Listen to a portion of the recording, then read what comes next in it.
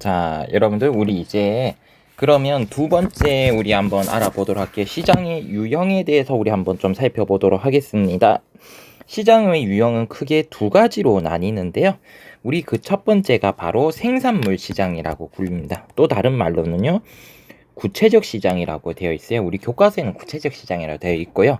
요게 다른 말로는 생산물 시장이라고 우리가 할 수가 있는데요. 이 생산물 시장 바로 어떤 의미를 가지냐면 눈에 보이는 일정한 장소를 차지하고 있는 시장입니다. 그리고 생활에 필요한 재화나 서비스가 거래되는 곳이죠. 자, 그래서 말 그대로 우리가 알고 있는 시장, 그러니까 아까 말했던 어떤 좁은 의미의 시장이 여기에 해당이 되겠죠. 그래서 뭐 대표적으로 우리 학교 밑에 있는 뭐 평화시장, 그리고 뭐 김천에 가면 뭐 이제 하나로마트, 롯데마트, 뭐 이마트 이런 것들 보시면 어떠한 장소가 있고 거기에서 생활에 필요한 재화나 서비스를 팔기도 하고, 그리고 우리는 돈을 내면 이것을 살 수가 있죠.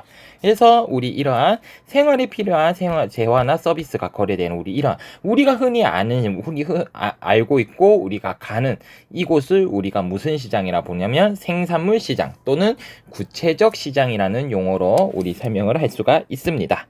자, 그렇다면 두 번째는요, 어떤 시장이냐면 생산 요소 시장 또는 추상적 시장이라고 불리는 곳이 있는데요. 우리 이것은 무엇이냐면요, 여기는 상품이 거래가 되지만요, 눈에 보이는 장소가 없어요. 그러니까 사는 사람과 파는 사람이 만나서 서로 간의 상호작용인 거래는 이루어지지만 아까 봤던 구체적 시장과 같이 어떤 특정 장소가 없는 거야. 무언가 거래는 일어나고 있지만 특정 장소가 없는 시장, 우리 이것을 생산 요소 시장, 추상적 시장이라고 부릅니다. 그렇다면 이러한 곳에서 무엇이 거래됐냐? 상품을 생산하는 과정에서 필요한 토지, 노동, 자본 이런 것들, 생산에 필요한 준비물이라 해서 우리 무엇이라고 부른다 했었죠? 생산 요소라고 했었죠?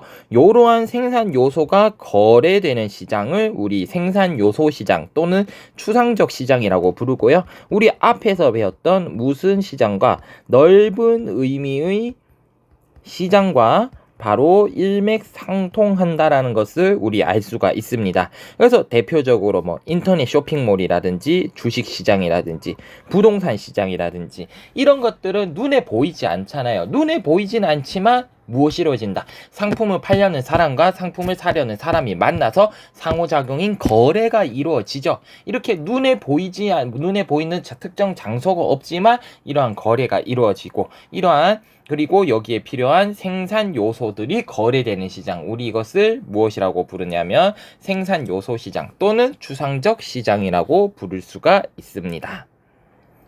그러면 오늘날 시장의 특징을 한번 좀 보도록 할게요. 과거에는 과학기술에는 이런 것들이 발달하지 않았으니까 당연히 상품을 거래하려면 어떻게 해야 됐어? 어떤 사람, 살려는 사람과 팔려는 사람이 특정 장소에서 반드시 만나야만 했었죠.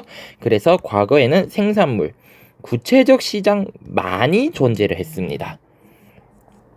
하지만 이게 좀 효율성이 떨어진 사람들은 언제나 효율적인 걸 추구해요. 그러니까 최소 비용으로 최대 이익을 얻으려고 한다는 거죠. 경제적인 효율적인 것을 추구를 많이 합니다. 그래서 더욱더 효율적인 거래를 위해서 새로운 형태의 시장이 계속해서 등장을 하게 되었습니다. 왜? 경제적 효율성, 최소 비용, 최대 만족, 최대 이익을 이끌어내기 위해서이죠. 그래서 최근에는 정보통신기술 그리고 인터넷의 발달로 인한 전자상거래가 굉장히 활발해지고 있다라는 거 여러분들 중요하게 알아두셨으면 좋겠고요. 그래서 최근에 전자상거래 시장의 규모가 어떻게 되고 있다? 점점 더 커지고 있더라라는 거 우리 알아두셨으면 좋겠습니다. 그래서 여기까지 우리 하도록 하겠고요.